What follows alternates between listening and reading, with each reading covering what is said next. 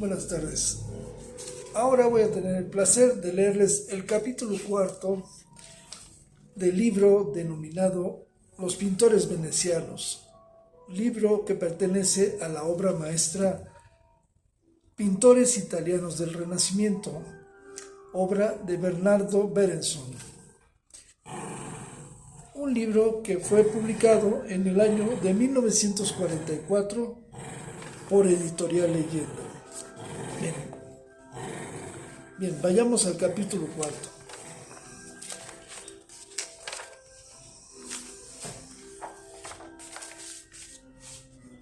El Renacimiento, alcanzar el momento en que su visión del mundo hubo de buscar naturalmente su expresión en la pintura, como anteriormente lo habían hecho las ideas religiosas, halló en Venecia semejante expresión de una manera más clara que en cualquier otra parte. Ahí radica, pues, sin duda el interés más permanente de esta, y es precisamente en tal momento comenzamos este estudio. En efecto, en Venecia, más que en ningún otro lugar de Italia, hacíase sentir la dicha de vivir en todas las cosas, la alegría de la buena salud, el amor a los placeres, el culto a la belleza. La explicación de este hecho debe buscarse en el carácter de su gobierno, que no dejaba campo libre a la satisfacción del amor a la gloria personal. Ocupados en los negocios de su estado, los ciudadanos venecianos tenían escaso tiempo para el cultivo de la ciencia, no pudiendo así desarrollarse en Venecia algunas de las principales pasiones del Renacimiento. Las otras adquirieron más vigor al verse cultivadas. Era este, por lo demás, el único estado de Italia que disfrutaba y había disfrutado por muchas generaciones de los beneficios de la paz interna, de donde se derivó su gusto por el bienestar y la vida fácil, por el fausto, el refinamiento de las maneras y la blandura de sentimientos, que hicieron de Venecia el primer pueblo moderno de Europa. Como fue ajena a la gloria individual, los mantenedores de esta, que eran los humanistas, hallaron en su recinto escaso estímulo.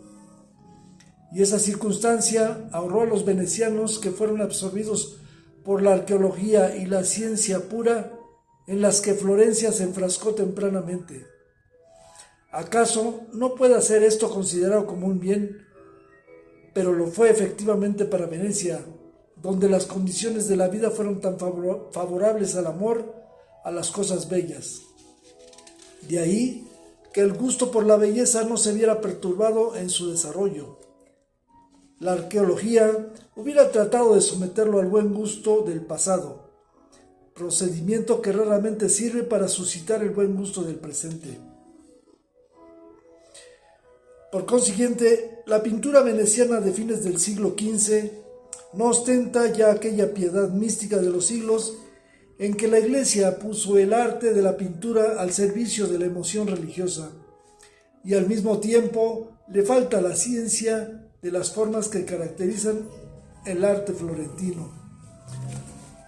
Con todo y pintar continuamente a la Madonna y a los santos, los maestros venecianos en realidad no pintaban sino una humanidad hecha a su imagen y semejanza, esto es, cuerpos sanos y bellos, criaturas que llevaban con dignidad magníficos atavíos, en las que resplandecía el sentimiento de que la vida vale la pena de ser vivida, sin que se sintiera en modo alguno cohibidas por el deseo de descubrir sus fundamentos metafísicos.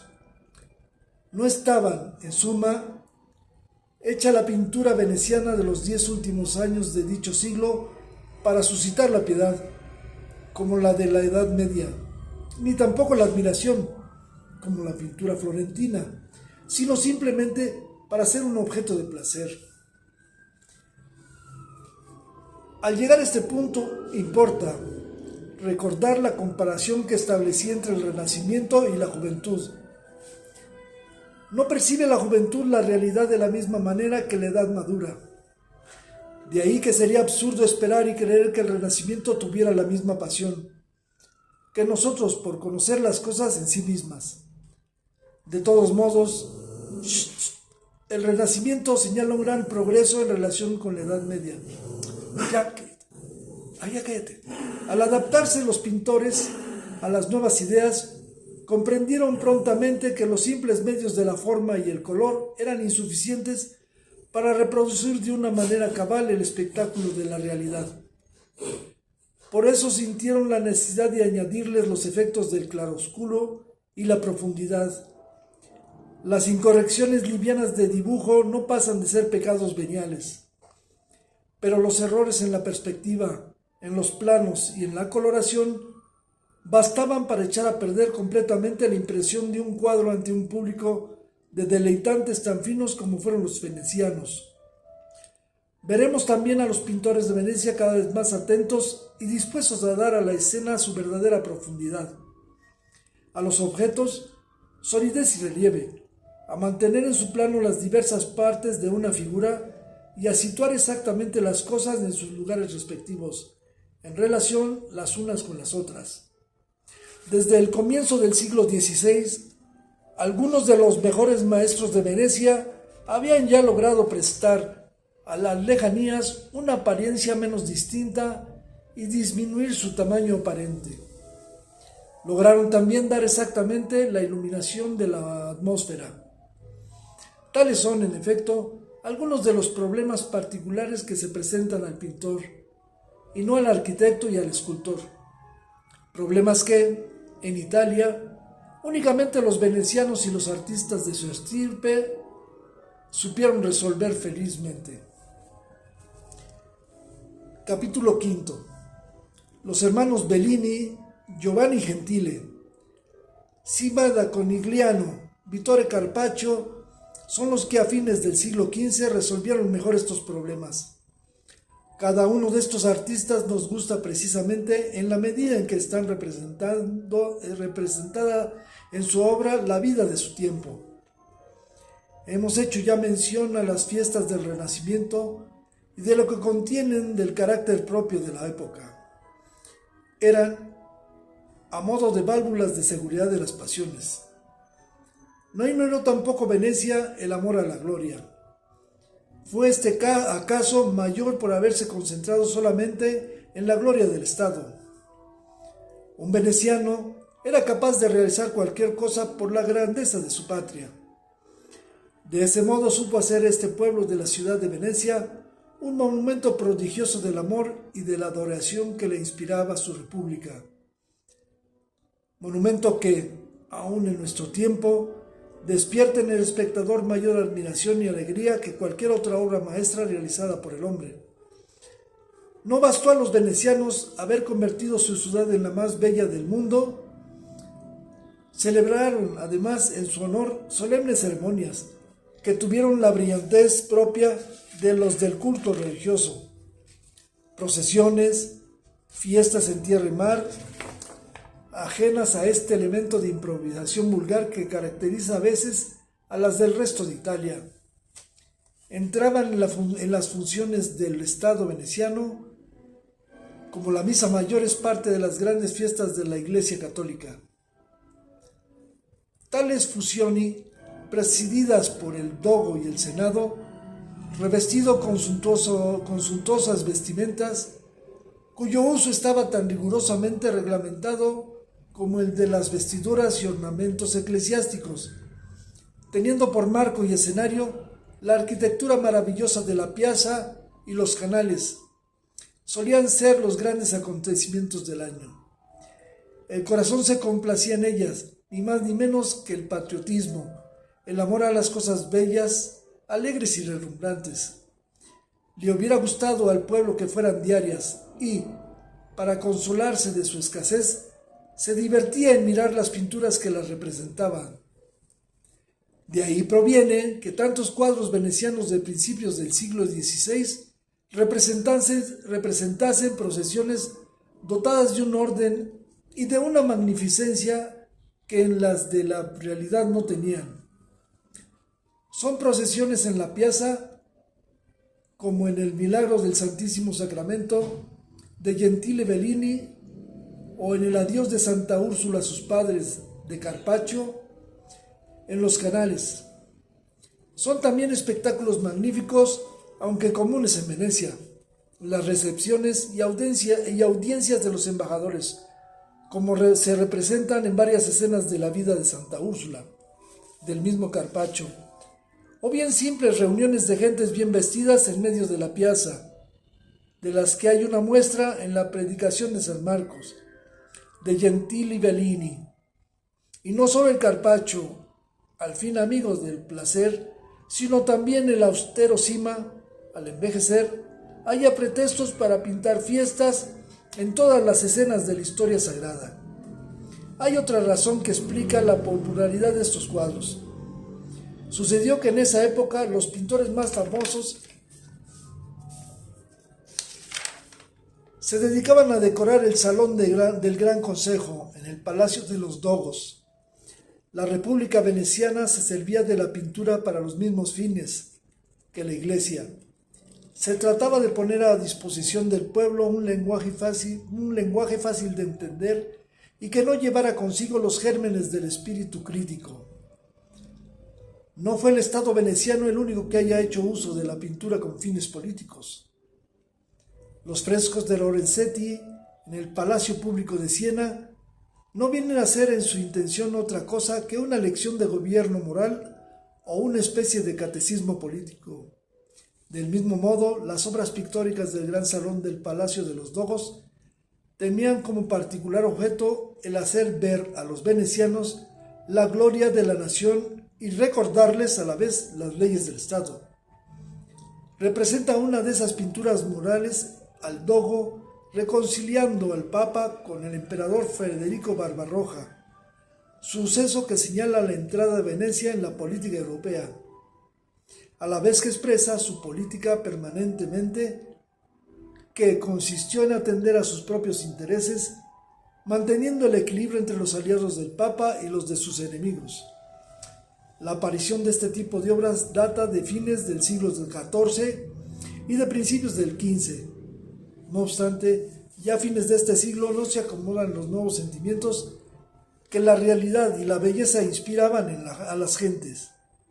Con los antiguos, de modo que las viejas pinturas murales ya no realizaban su primer objeto, que era servir a la mayor gloria del Estado.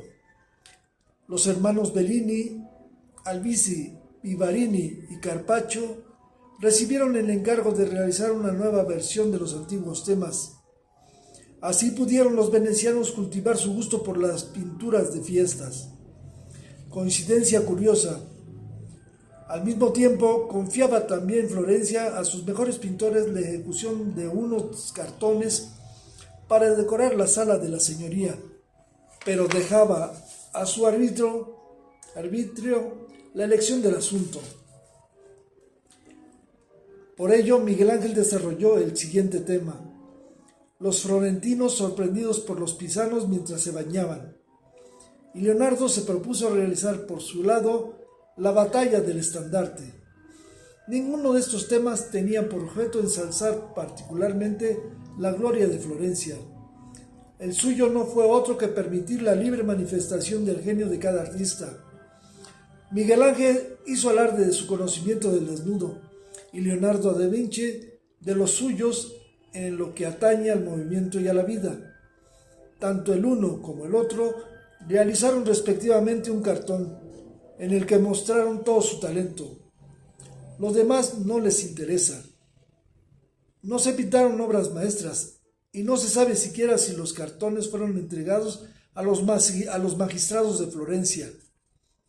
Los artistas noveles de Florencia los contemplaron ávidamente y la sala donde estuvieron expuestos se convirtió en academia de la pintura.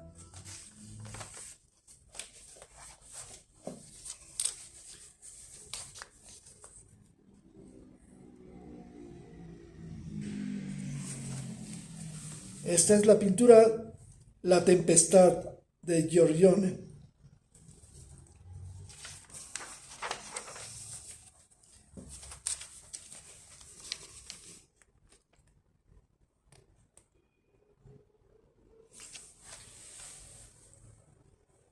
Ariadna dormida, obra de Tiziano.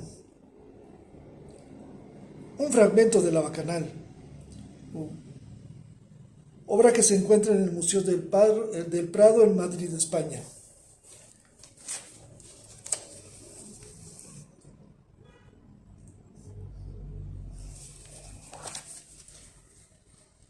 Un concierto, obra de Tiziano, ubicado en la Galería Pitti de Florencia.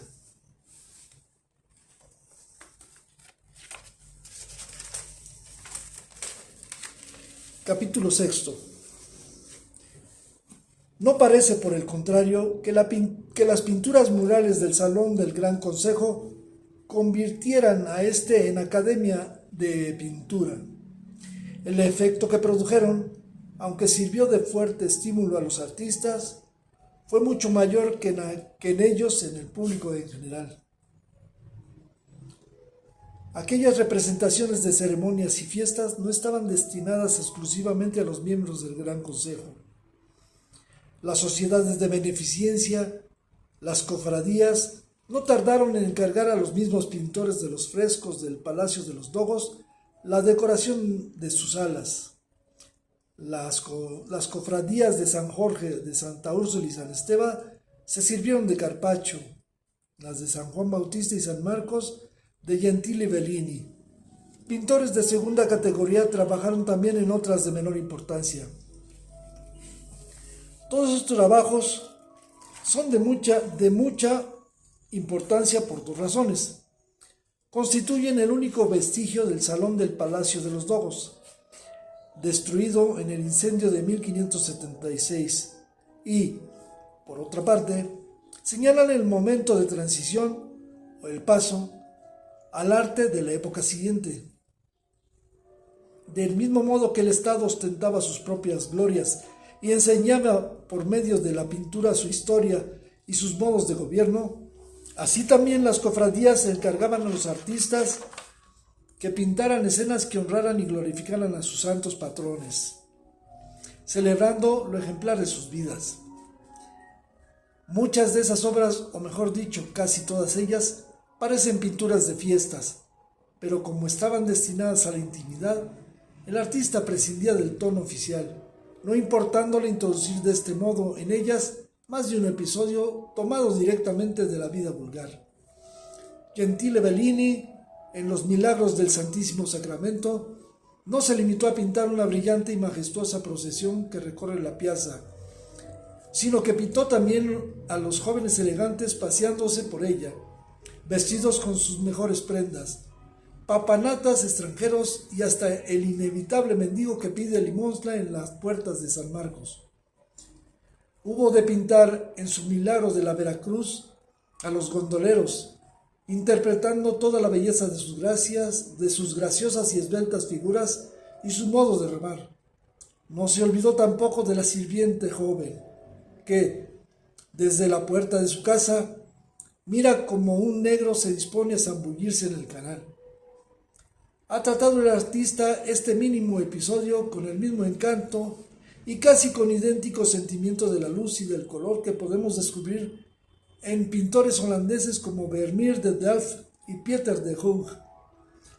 Este tipo de episodios que se encuentran en las obras del primero de los maestros venecianos produjeron en el público el mismo efecto que la chispa del pedernal en la yesca. Tuvieron un éxito inmediato y durable. Puede observarse que cada vez asumía un papel más importante en las obras que se realizaban para las cofradías.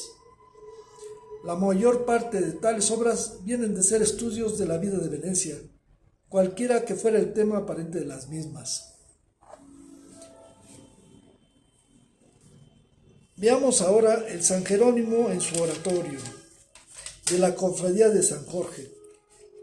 Parece el santo un estudioso veneciano sentado en su confortable y espaciosa biblioteca, entre sus libros y una colección de curiosas figuritas que se ostentan sobre una balde que corre a lo largo del muro.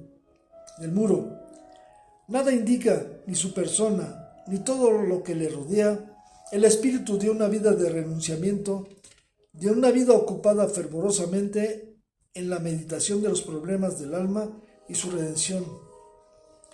Con la presentación de la Virgen en el templo, asunto que ofrecía magnífica ocasión para realizar una de aquellas pinturas de fiestas, ocurre que Carpaccio, al menos por una vez, renuncia a toda clase de lujos, limitándose a representar el acto de la primera comunión de una simple muchacha.